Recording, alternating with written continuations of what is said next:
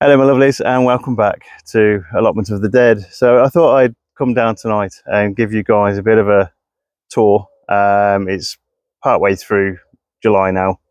There's been a lot going on in terms of growth and things here, kind of ready to harvest and things like that. One of the unfortunate things is we've not been able to get down for quite a while, at least not in earnest. Been able to kind of get down and water some of the hanging baskets and things, just try and keep them alive. But over that last week or so, we've been having to clear out what used to be the my family home growing up. So back when I was a baby, pretty much, we lived in the house in Leamington, here where we're living, and a lot of the things we've been having to clear have been basically really quite sort of sentimental. A lot of things that related to my mum and also my wife's dad. So it's been quite a difficult journey. A lot of tears, a lot of surprises we've managed to find, and a lot of things to kind of, I don't know, think about over this time. Things like my mum's school reports and things like that. So we've had a lot of things to kind of find a lot of I don't know, I wouldn't say joy, but a lot of things to kind of think back on and just help you again remember that person who used to live there and who used to be in effect, a massive part of my life, and my wife as well. I mean, my wife has had to do a lot of this on her own. I've been having to work quite extensively over a period of time, and my wife has basically been a rock in terms of actually getting everything done that needed to be done, and still doing now. And it's been really difficult for her as well. So yeah, she's been amazing. So as I say, it's brought, in effect, I think this weekend will bring that period of time to an end. There's still kind of difficulties in Kim's dad is gone into a care home now, so there's everything involved with that and keeping that side of things going. But it will kind of bring, hopefully, part of this to an end.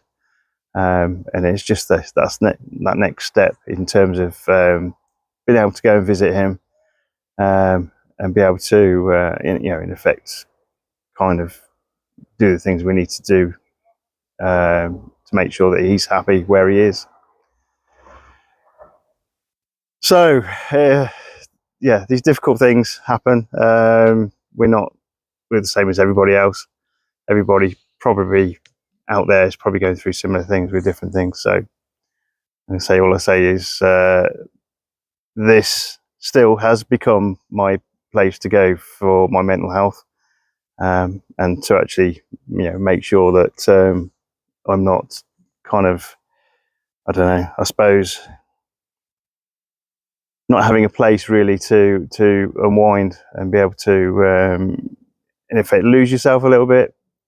There's all the pressures and stresses of work, but there's also all the other stresses and things that happen in everyday life as you'd expect. But yeah, the garden, the allotment gives you that little bit of respite to carry on. Right, let's walk to the head of the plot, and we'll hopefully be able to show you what's going on now. As I say, starting to feel like it's been a little bit neglected at the moment because of the issues we've had in terms of not being able to get down. But let's show you what's going on. Right, so we're at the head of the plot again, and you can see there the lilies are still there in full force. Right, let me see if I can actually turn you around, and we'll give you this tool. Bear with. Okay, so you can see here the lilies are still blooming. We've lost a few of them, I think, probably to the winds and things. But yeah, they're doing really, really well. And the tiger lilies, I don't know why they call them tiger lilies, because they're spotty. It's kind of a weird concept, but there we go. And these absolutely gorgeous little lilac-y purple ones as well. Again, those anthers you can see there, full of pollen. The smell here is still quite intense, so that's it's been quite nice. The grapes that I meant to have probably cut out are actually growing this year. You can see there's grapes growing there. So this is a Chardonnay variety. It's not an eating grape. There's absolutely tons of grapes growing on this year. Over the last couple of years, they've gone a bit mealy, a little bit, what's the word? Kind of a bit mildewy, fungusy kind of thing, which is one of the reasons why I was going to chop these out, and I didn't get round to it. So maybe we'll leave them this year, but they're going rampant. They're typical vines, so all of these really long vines are actually growing kind of out of control a little bit, so I'm probably going to have to cut some of these back just to keep it under control. All right, let's step round. So the buddleia, again, doing really well. Lots of flowers. I'm going to have to again cut this back a bit from the path. You can see there, that is the path, and I've got the buddleia going straight across it, so I'm going to have to probably cut this back a little bit just so that people can get past. And the Aztec broccoli, there's only a few plants here that I've left in place. So these were the self-seeded ones. I didn't plant any this year specifically. I've just let these go. So again, I need to do a bit of weeding. I'm going to plant some more beetroot and things in here. I've got some in cells ready to go, as long as they've survived the lack of water over the last few days. Again, I still need to weed out, not so much weed out, and probably thin out some of these parsnips. Like I've been saying before, I think this is the best year I've had for parsnips in terms of the amount of growth. And the beetroot I actually planted in rows here. I haven't done particularly great, but again, I will plant some of the ones I've got in cells and just see if I can keep that going fine. Right, we'll step round. Hellebores have gone past their best now, so we'll need to cut those back a bit. And I think this is a weed. Let me know. Anyway, anyone got any ideas what that is?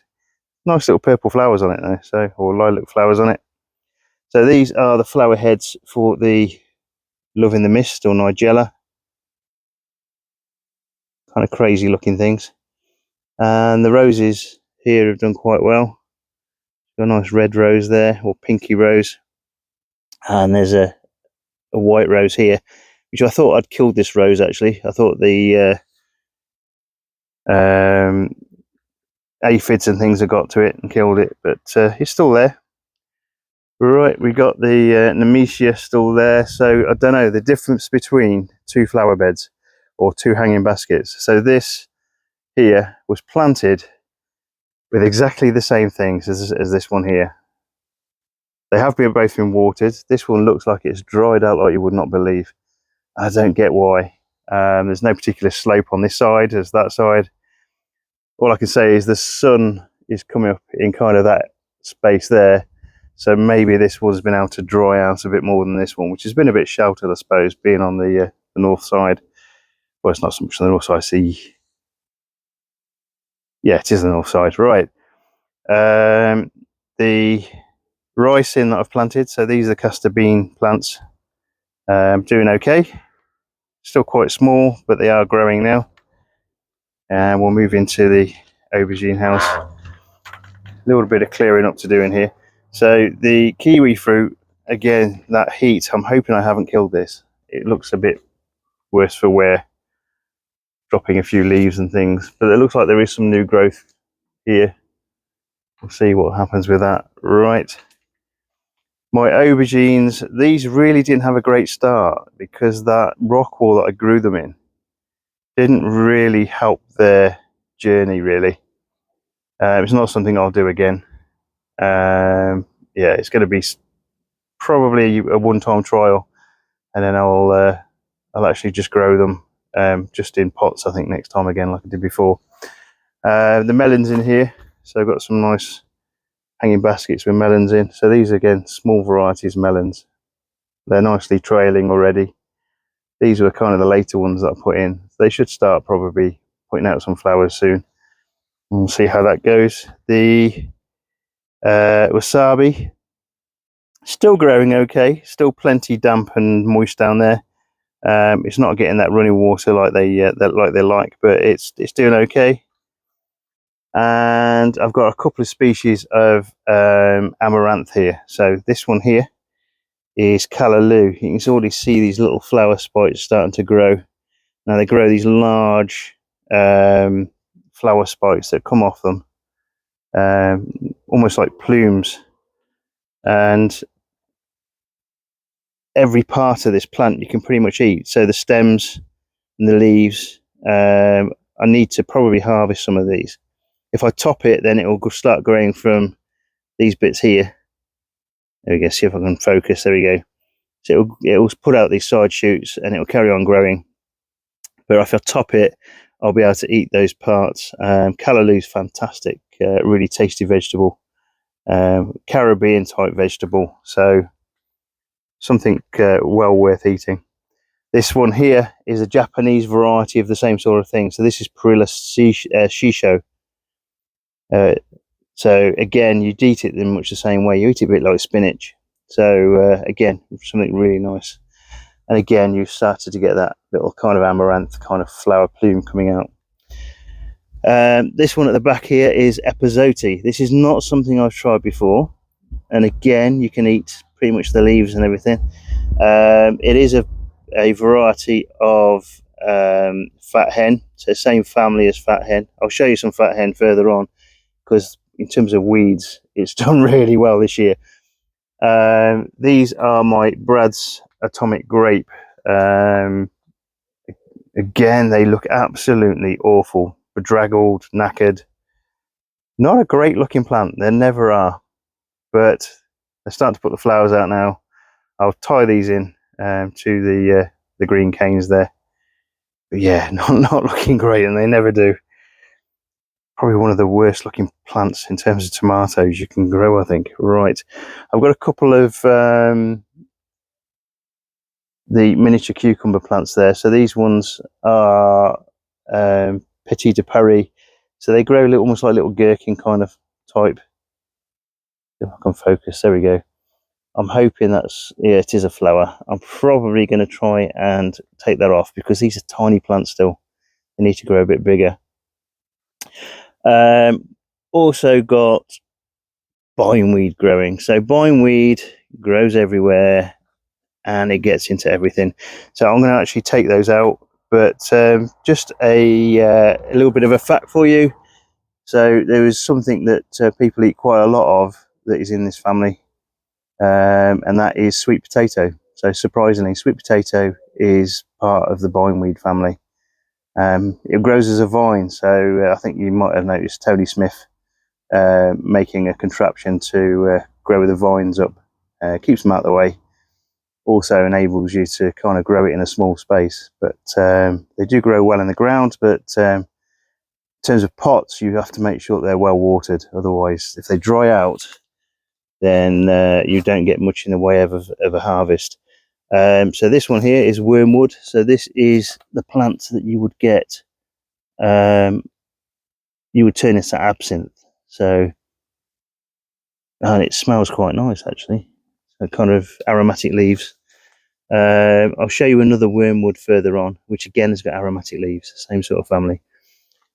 This one here is the ice plant, and you can see, I don't know whether you can see actually where it retains the water. So I've just watered these because they definitely needed one, but you can kind of see there's little tiny hairs all over the plant, and they respond really well to the water. You can see what looks like almost like little ice crystals all over it. So you can actually eat the leaves of this. So you can put them into they're quite succulent in salads and things like that. Okay, let's pop on. So actually we'll show you the kiwi berry again. I think from that initial few flowers that I got at the start of the season, there's nothing now. So I don't think I'm going to get anything off this year. Plenty of bindweed in with there, unfortunately. I think that might be bindweed as well. We'll have to try and chop most of that out. And as well as the bindweed, we've also got this nice woody kind of plant going across there. See, it's actually found its way amongst everything, and it's all the way over here. So this is the cinnamon vine.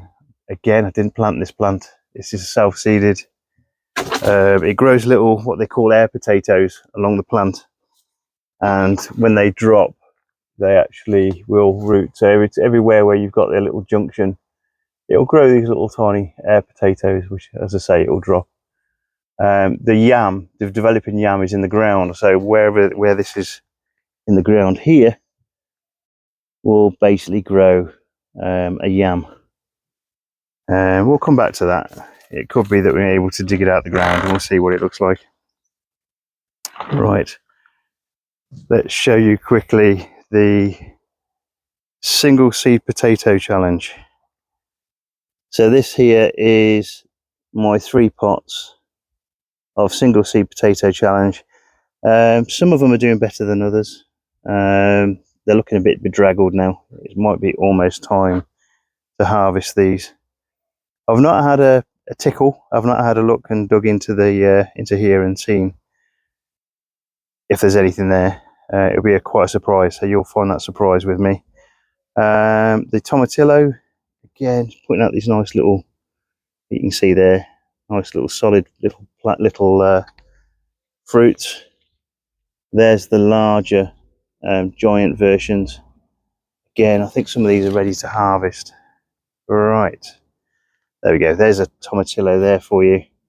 I think because I've left it out, I think the earwigs and things have got to it, so that's kind of gone hollow there. Actually, it still feels quite succulent. I might take that home and see what it looks like. Right, let's see if we can get into the brassica cage, because I want to show you the apple of Peru. So this is just held in the ground with a stake, and we'll get in. There we go. So got a variety of kales. I've tried cauliflowers and things like that in here as well. And yeah, we've got some absolutely gorgeous little kales here. It smells a bit like, I don't know how to describe it. It's almost like a caramel smell in here. Now, I don't know whether that is this apple of Peru. I'm not sure what that's supposed to smell like.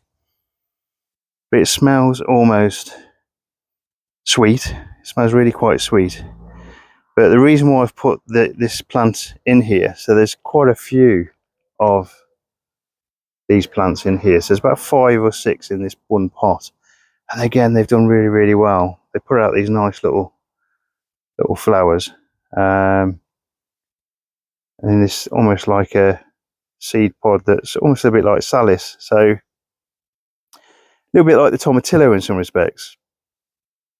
So you would expect it probably to be a little bit like tomatillo, in that this plant is again part of that Solanum family. So the tomatillo is the same family as this.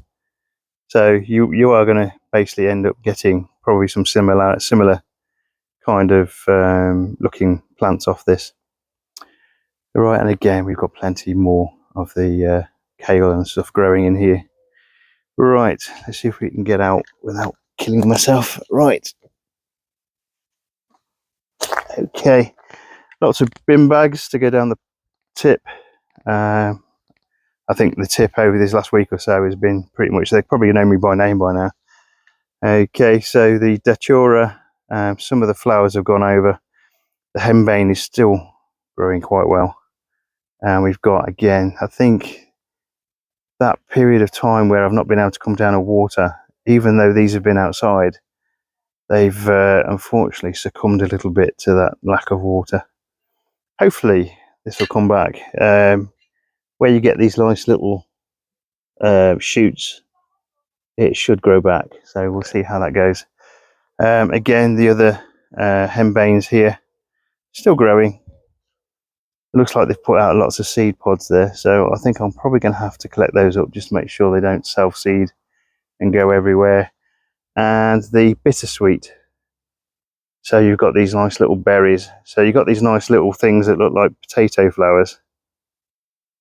And then they go to this absolutely gorgeous little berries. So these aren't edible berries. These ones potentially can kill you. So I won't be harvesting them. I'll just be getting rid of those. Birds are supposed to like them, so I might leave them on there just for a while to see if any of the birds take them. We do get birds. I think you might have seen the blackbird inside the polytunnel on one of my shorts, but have a look if you haven't. And the dahlias finally have just started to send out the flowers.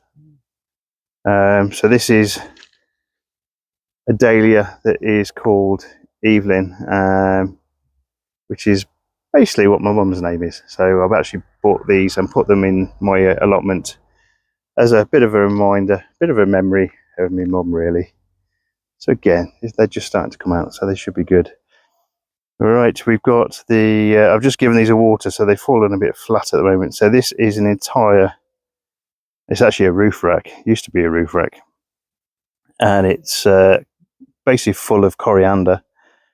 So yeah, that's doing really well. The thing with coriander in this country is it does go to seed quite quickly because of the warmth. Which I'm quite surprised, really, because in places like India and stuff where it's grown quite readily, it must go to seed there as well, surely. But for some reason, it goes to seed here before you can harvest in any great amount. So my scattered spinach and chard seems to have pulled in one corner. I don't get why this whole area here hasn't actually got anything in. It's almost as if the water's come to this one side. Maybe we're on a slope. I'm going to plant some more chard and stuff in cells and actually put that directly into this pot so that they grow. Okay, we'll move along. So, God, this is my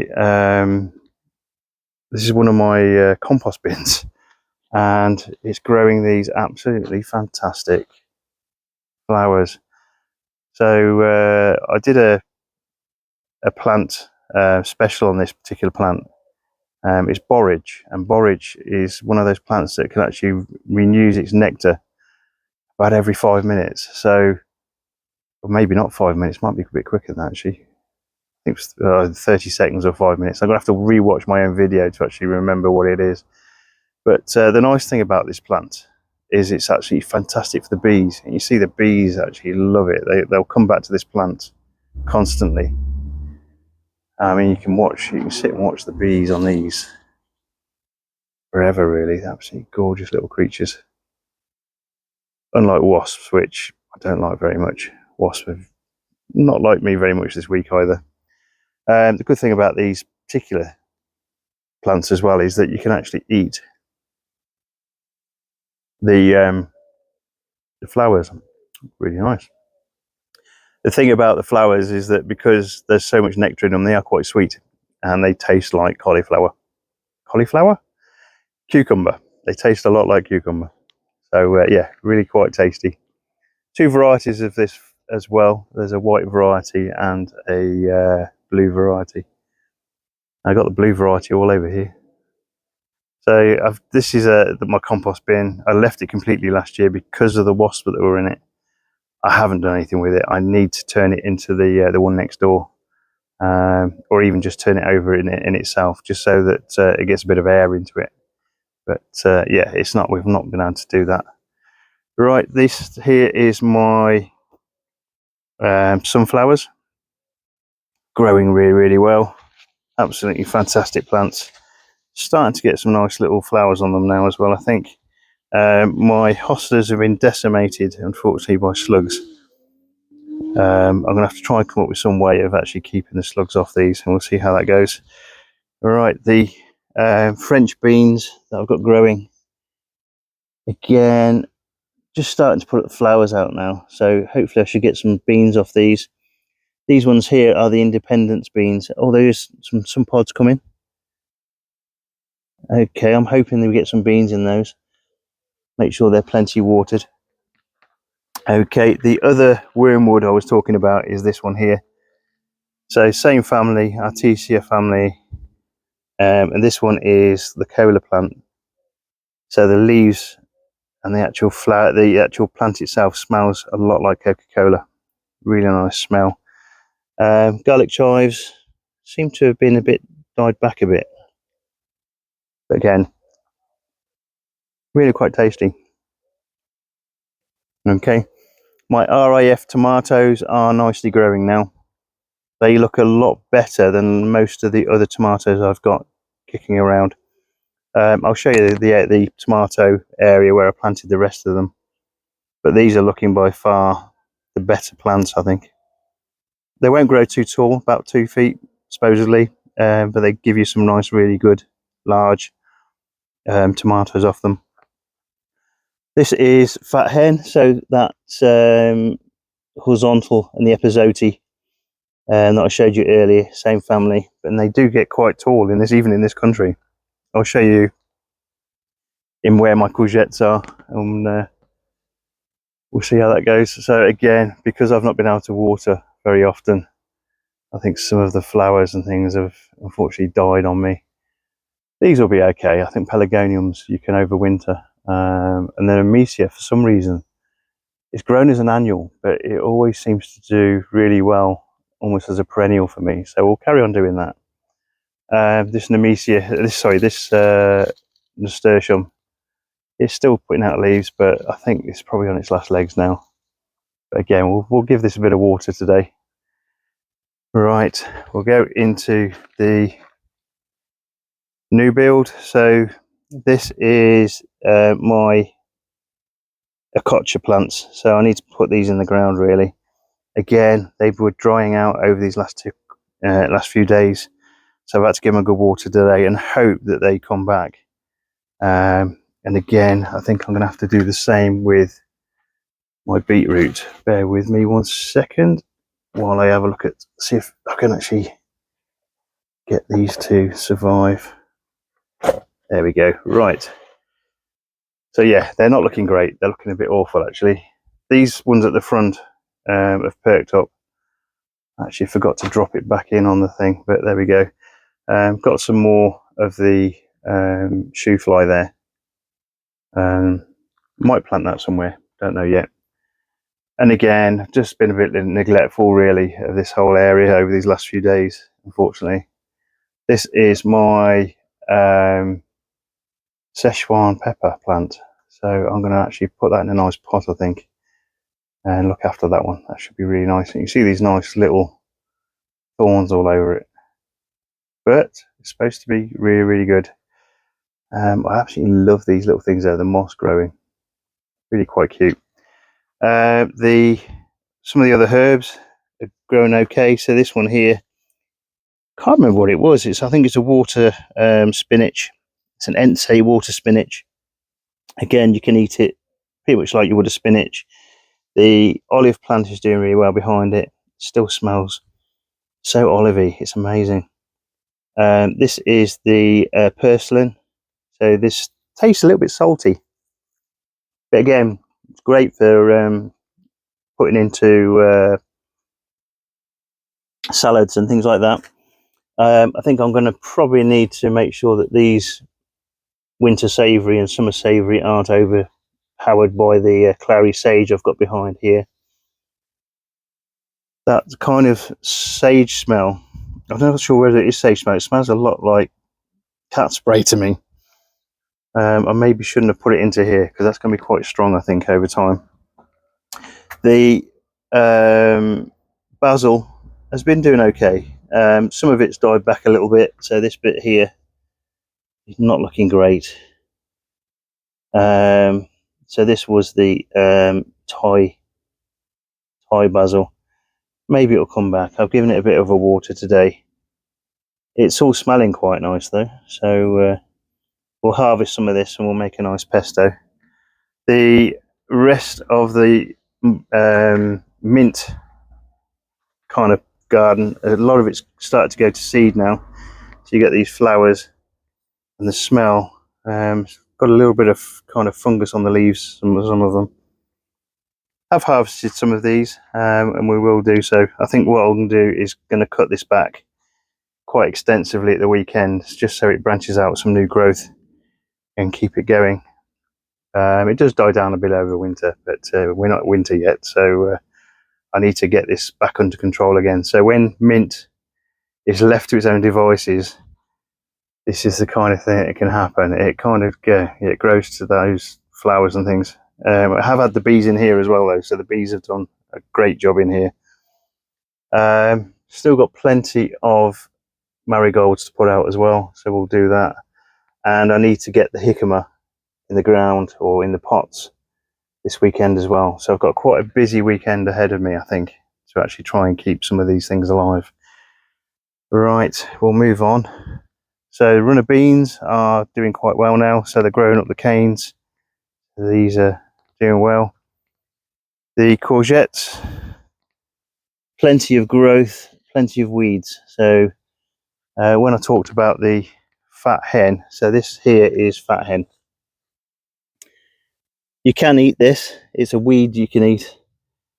I don't think I've tried it myself, I don't really fancy it, but again, this weekend I'm probably going to have to get down and actually cut a lot of those out, just so that the beans that I've got here are able to actually continue to grow. I don't want them overpowered by those weeds. So again, we've got the runner beans here as well, which have finally reached the top. So hopefully they'll be all right. We've got another picking of the sweet peas this weekend to do. So we'll do that. And the spring onions doing well. I can probably start harvesting some of those, start planting a few of the other ones. So I've got Welsh onions in there as well. So yeah, should be some nice produce coming out of there. My fennel, I have some fennel. Again, I just need to make sure they're well watered and get rid of these weeds. Fennel doesn't like competing against weeds to actually grow. So again, something to do at the weekend. My tomatoes, they've been watered by rainwater all week. They are doing okay. I'm going to have to probably tie some of these in and tie some of them into these top bars that I've put in. But again, we're getting there. I'm slow with this year with these. I'm behind everybody else, I think, unfortunately, but we'll see how that goes. Bindweed seems to be doing really well in here. Again, plenty of weeding to do. Self-seeded spinach over there, but these are my squashes and pumpkins, so they're still doing okay, albeit growing quite slowly. And the same here as well. I think I probably need to give them a bit of a feed. I planted them with some chicken fertilizer and things like that, but I think they need a bit of a feed. And again, that lack of water with my cosmos has hit them for six a little bit. Quite a smallish pot, so yeah, they're not going to collect much rain when it's been raining, unfortunately. Right, the other harvesting I've definitely got to do is these absolutely fantastic blackberries. Massive size of these. So I'm going to pick some of these again this weekend. Really quite sweet. And then we'll try and make some jam. Really good. Okay, we've got the lethal. Narangilla is actually looking more lethal every time I come. Shoot.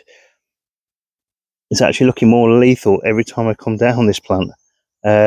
Really waiting for those fruit eventually somewhere to start growing. But yeah, this plant is absolutely lethal.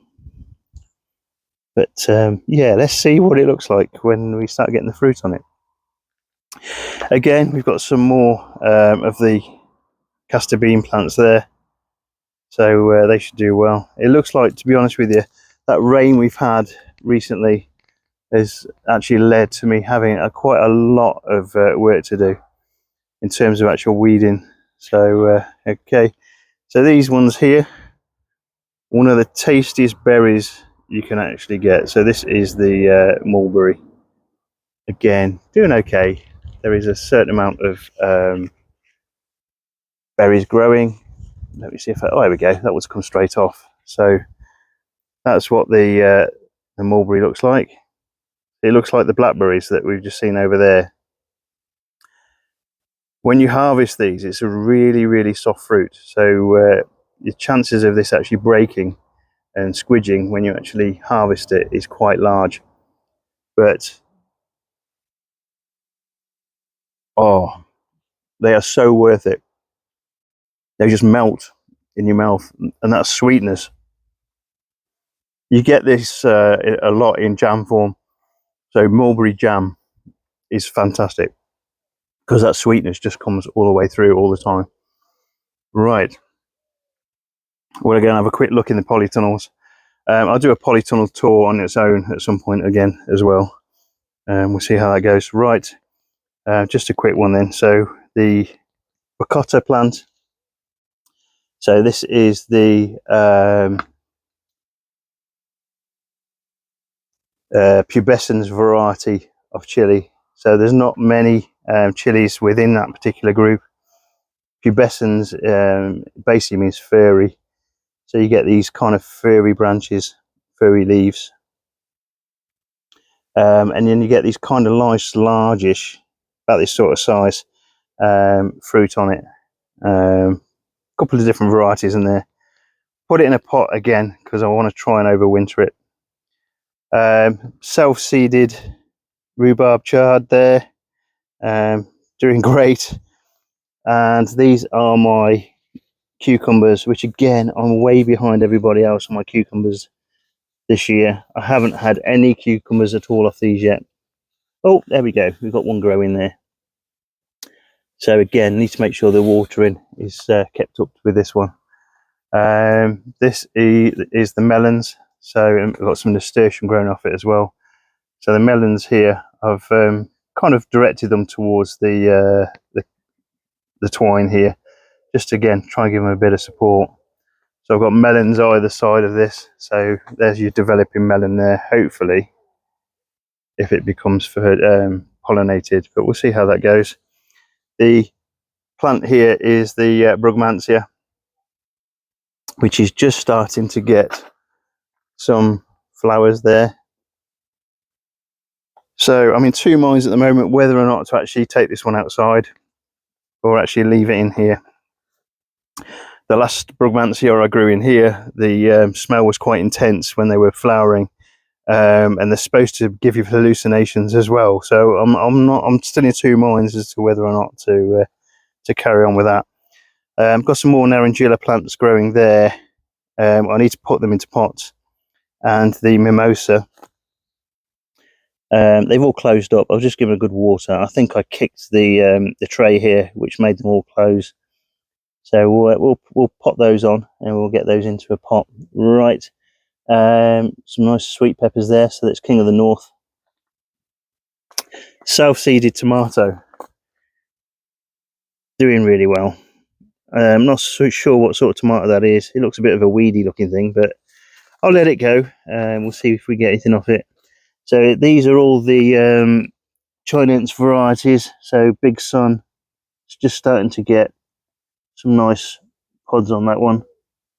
So these are your habanero type chilies. So there's a few there as well. Again, I gave them a feed earlier in the week, so hopefully they should start looking a little bit better than they were. They did look a bit bedraggled, some of these, for themselves. Plenty of weeding to do, nettles and things like that. I've just given these a good water again as well. This is the tomatoes. This is, I felt quite neglectful of this, unfortunately. Again, you got these lovely nasturtium in there. You can eat the flowers as well. So the chili grows, again, they're doing okay. I think, to be honest with you, my chilies are doing better in the ground than they are in the chili grows. Even though actually these look as if they're almost like beans. They almost look like a bean. I wonder what they taste like. Now, am I going to be taken by surprise if I actually harvest one of these. It's still green. Okay, stripes on it. Okay, I might regret this, but this is the Uchi cream pepper. Oh crikey.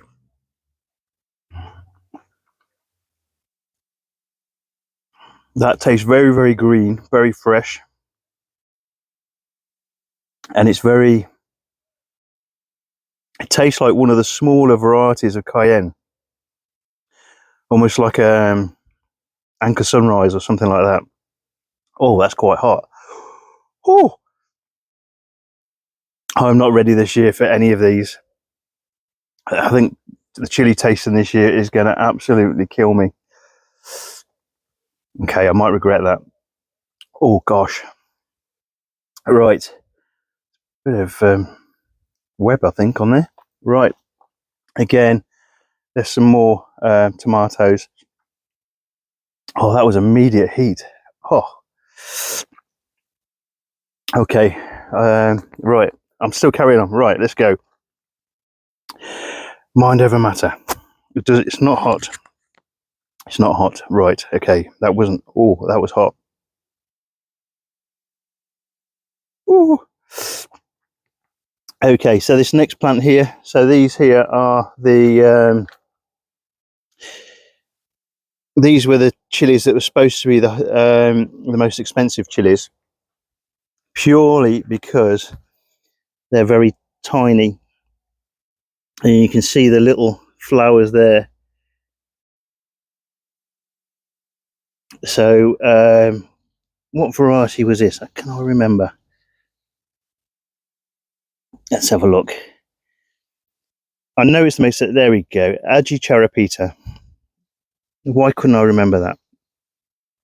So Aji-Charapita is considered the most expensive chili in the world, as I say, because it costs so much to actually harvest them, because they're really, really tiny little chilies.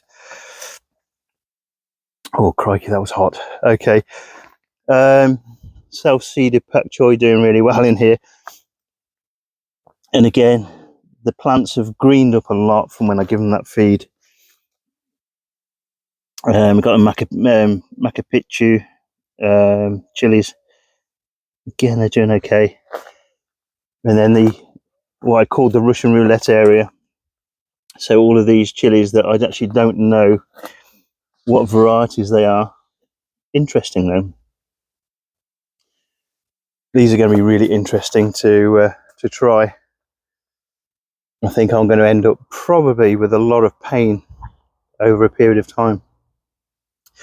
The Tamarillo, again, this smell from the leaves is absolutely intense. That kind of peanut buttery. Somebody in my comments has described it as smelling like diesel. That might be the case, actually. To me, it smells a bit more like peanut butter, but then I don't like peanut butter. Not that keen on eating diesel either, but there we go. Right, so the nice little, so I'll give these a feed as well, and these have gone a little bit mad now as well. So these are the cucamelons, so they're doing all right. And I've still gotten some flowers from the glory lily. Really quite nice. Okay, that chili's repeating on me now. Right, so Wonderberry. So again, another one of these Solanum species. You can tell it looks a lot like the tomatillo plants, quite a lot like the Cape gooseberry and those sort of plants. The other chilies and things that we've got growing in here, oh, looks like there's one drop there. Let's have a look, see where that's dropped. Okay, it's okay. It's got a little hole in it. I think probably the wood lice and things have tried to get in there, but it's a nice little one. That's a Mulatto Nocturna, so that should be quite nice. And there's some Poblano chilies here. Again, quite a nice mild pepper, those, and they're doing really, really well. The Kobachi, I definitely need to harvest some of these this weekend, and actually we'll get some of these pickled. So we'll make some tertiary. Okay, that closed itself down then. I don't know how. So yeah, we've got this nice weed here as well growing. Bless it. Okay, we'll get rid of that as well. Again, we've got some more of the melons in here growing quite well. These bright orange nasturtium. So self-seeded nasturtiums in the pathway here. I'm leaving them. They do have that ability to stop the aphids and things going to your plants. And again, we've got the other chilies. So these are again mild chilies, blot, and the candy cane. Quite small plants. I was hoping they get a bit bigger before they start putting out quite so many fruits. This one here, oh, it is a Zulu. So yeah, Zulu again is a sweet pepper, nice absolutely black sweet pepper. Over here again, we've got loads of these. The chilies have done really well in here. They're putting out a massive amount of growth like you would expect. I think these ones here are going to be the lemon drop kind of chilies. Again, I've got to harvest the black Hungarian hot wax and the hot wax as well. So that's the black variety. Got these nice cayenne type chilies. So these are the Chinese long chilies. Again, they grow quite well here. Expecting them to go red. I'm expecting a lot of these to go red. Red flame. Again, really nice cayenne type pepper. Okay, we'll move on. I'm going to have to water in here because again, some of these are looking a little bit dry. But again, we're getting some of the fruit coming off these as well. So these purple mamp. This here is a self-seeded Cape gooseberry. It has got one of the prettiest flowers on it though. You get that variegated kind of flower. When these open, I'll show what they look like. Again, we've got some of the rainforest chilies. And yeah, there's plenty of chilies over in this corner as well. So again, space chilies still doing really well. Still expecting them to hopefully start turning red. Some massive chilies in there. And again, different varieties of these space chilies. So this Total Eclipse always does well for me. Cayenne peppers in the corner there, you can see doing really well. And again, these are your Baccatum varieties. So these are Sugar Rush. So you get this kind of wobbly looking fruit. There we go, where are we? You get this wobbly looking fruit, which will go various shades. There's a pink variety, there's a red variety, and then there is a variety here which is stripy. So these are actually Sugar Rush stripy from Tony Smith's Allotment. So these are the ones that basically I turned into jam, and I basically kept some of the seeds. So hopefully we should get some nice ones there. The vampire chili is still doing really well. Still putting out these lovely little pointy fang-like chilies on them. Again, I'm going to need to harvest over these next weekend or so, just so that we can start making some nice jams and making some nice stir fries and things like that. The sweet peppers do really well stir fries and things. Temperature wise, it's been a bit variable. 6.5 degrees has gone down as over this last week or so.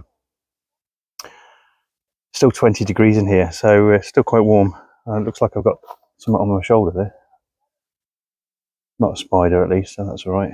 Oh, I think that's off a pelargonium attacking me. Right, so that's shown you again a little bit around the plot.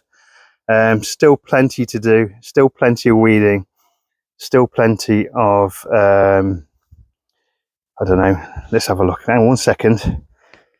I nearly forgot something. So these aren't looking fantastic, but this is the garlic. So these again will be planted out into one of the baths outside, I think. Again, just to keep these going. See how they get on. Right. Yeah, where was I? Right. So that was a bit of a tour around the allotment at the moment. I'm hopefully at some point over the next few weeks going to give you a tour around my wife's plot at the other end. She grows a hell of a lot of stuff and they're absolutely fantastic. Even more so than mine in some respects. I mean, I grow things like the chilies and things like that. I do grow them quite well, but she grows everything well. I'm amazed at some of the things that she manages to produce, to be honest. Yeah, I mean, that green finger is there, but even more so than me.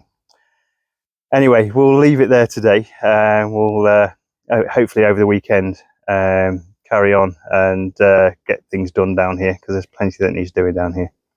And we'll see you for the next video. So all the best, guys. Take care. Bye bye.